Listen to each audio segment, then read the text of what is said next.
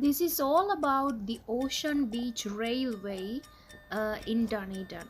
Today, there are nearly 30 rail museum sites in New Zealand, in places ranging from Auckland to Kingston, where steam engines are preserved in working order. At most of these sites, it is possible to enjoy a ride behind one of these ever fascinating machines. But in 1961, when the Ocean Beach Railway first founded, nobody in New Zealand had attempted to preserve a steam locomotive as a working exhibit. In fact, Beach Railway was the second preservation railway in the world, the first being Lincolnshire Coast Railway in England.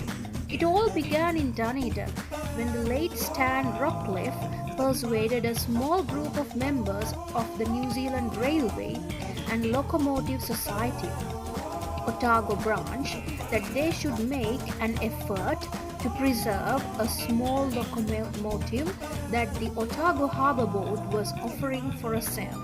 This was one of the first survivors of an extensive stud of locomotives formerly owned by the Public Work Department and used in the construction of dams for hydroelectric power stations, railways and harbour reclamations up and down in New Zealand.